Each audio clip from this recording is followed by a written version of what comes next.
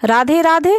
आज हम लोग सठतिला एकादशी व्रत कथा सुनेंगे, तो आइए सुनते हैं। सठतिला एकादशी माघ मास के कृष्ण पक्ष के दौरान आती है।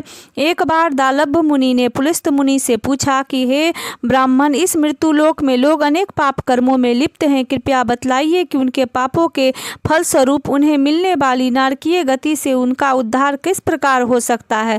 तब पुलस्त मुनि ने कहा कि हे भगवान, माघ मास के कृष्ण पक्ष में आने वाली एकादशी के दिन मनुष्य को परम भगवान की उपासना विशुद्ध मन से करनी चाहिए। उपासना के समय मनुष्य को इस प्रकार प्रार्थना करनी चाहिए कि हे भगवान जनार्दन, हे परम दयालु श्री कृष्ण, आप पतित पावन हैं, कृपया भव सागर में डूबे हुए जीवों पर दया करें। हे परब्रह्म परम भगवान, हे जगन्नाथ, कृपया अपनी प्रिया श्री लक्ष्मी देवी के साथ मेरी उपासना स्वीकार कीजिए। तत्पश्चात मनुष्य को छाता, वस्त्र, जूते, जल से भरा पात्र दान देना चाहिए। ब्राह्मणों की उपासना करनी चाहिए। क्षमता अनुसार व्यक्ति को काले तिल का दान करना चाहिए। तिल के दान करने से मनुष्य अनेक जन्मों तक स्वर्ग में वास कर सकता है। व्यक्ति को तिल से मिश्रित जल में स्नान करना चाहिए। तिल का लेप अपने शरीर पर लगाना चाहिए। तिल के बीज से मिश्रित जल से पितरों को आहुति देनी चाहिए। तिल से अग्नि होम करना चाहिए। तिल खाना चाहिए और दान देना चाहिए। ऐसा करने से मनुष्य के समस्त पाप नष्ट हो जाते हैं। इसलिए इस एकादशी का नाम सठतिला एकादशी है। एक बार नारद मुनि इस एकादशी का महात्म जानने के लिए भगवान श्री कृष्ण के पास गए तो उन्होंने यह कथा सुनाई। भगवान ने कहा कि प्राचीन काल में एक ब्राह्मणी स्त्री थी। वह दृढ़ता से ब्रह्मचर्य का पालन करते हुए भगवान की उपासना करती थी। उपासना के साथ अनेक प्रकार के व्रतों का पालन करती थी। व्रत के पालन करते करते वह अत्यंत कमजोर तथा पतली हो गई थी। वह निर्धन ब्राह्मणों और अविवाहित कन्याओं को दान देती थी, परंतु उसने ब्राह्मणों और देवताओं को अन्न दान कर संतुष्ट नहीं किया था। यद्यपि वह ब्राह्मणी एक पवित्र आत्मा थी, फिर भी उसने कभी भूखे लोगों को भोजन अर्पित नहीं किया था। उसकी परीक्षा लेने के लिए मैंने अपने हाथों में एक भिक्षा पात्र लेकर एक भिक्षुक का रूप धारण कर लिया और भिक्षा मांगने के लिए उसके घर पहुंचा।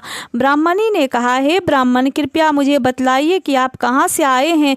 मैंने एक अभिनय किया कि मैंने सुना ही नहीं और फिर से भिक्षा मांगने लगा। इस बात से क्रोधित होकर उसने एक मुट्ठी मिट्टी लेकर मेरे भिक्षा पात्र में डाल दिया। फिर मैंने अपने धाम को लौट आया। शीघ्र ही कठोर व्रतों के पालन के फलस्वरूप वह ब्राह्मणी भी मेरे धाम लौट आई, क्योंकि उसने मुझे एक मुट्ठी मिट्टी अर्पित की थी। अतः उसे एक सुंदर घर मिला, परंतु उसके घर में अन्न नहीं था। वह घर खाली था। क्रमशः संपत्ति के अभाव में वह अधीर हो गई। तत्पश्चात वह क्रोध के आवेश में मेरे पास आकर बोली, हे जनार्दन, मैंने यथेष्ट कठोर तपस्याएं, व्रत और भगवान विष्णु की उपासना की थी, फिर भी मैं अन्न और संपत्ति से विहीन क्यों हूँ। तब भगवान ने कहा, ब्राह्मणी, तुम भौतिक संसार से अभी यहाँ आई हो। अब कृपया अपने घर लौट जाओ। कौतूहलवश देवताओं की पत्नियां तुम्हारे घर के दर्शन के लिए आएंगी। तुम उसे सठतिला एकादशी के महात्म की जिज्ञासा करना। जब तक वे महात्म वर्णन समाप्त न कर दे तब तुम द्वार मत खोलना। तब भगवान के वचन सुनकर ब्राह्मणी घर लौट गई। एक दिन ब्राह्मणी अंदर द्वार बंद करके अपने घर में बैठी थी। उस समय कुछ देव पत्नियां वहां आकर बोली, हे सुंदरी, हम यहाँ दर्शन के लिए आए हैं, कृपया द्वार खोलो। ब्राह्मणी ने उत्तर दिया, यदि आप मुझे देखना चाहती हैं तो कृपया मुझे द्वार खोलने से पहले सठतिला एकादशी का महात्मा और पुण्य फल का वर्णन कीजिए। तब उसमें से एक देव पत्नी ने इस एकादशी महात्मा का वर्णन किया। यह वर्णन सुनकर ब्राह्मणी ने अत्यंत संतुष्ट होकर दरवाजा खोल दिया। देव पत्नियां ब्राह्मणी को देखकर प्रसन्न हुई। उन देवियों के उपदेशानुसार ब्राह्मणी ने सठतिला एकादशी का पालन किया। तत्पश्चात वह सुंदर, तेज युक्त एवं पर्याप्त अन्न संपत्ति व स्वर्ण की स्वामिनी बन गई। इस एकादशी का पालन करने से मनुष्य का दुर्भाग्य तथा दरिद्रता दूर हो जाती है। यदि कोई इस दिन तिल का दान करता है तो उसके समस्त पाप कर्म नष्ट हो जाते हैं। अगर यह वीडियो आपको अच्छी लगी हो तो वीडियो को लाइक, शेयर और सब्सक्राइब जरूर करें। राधे राधे।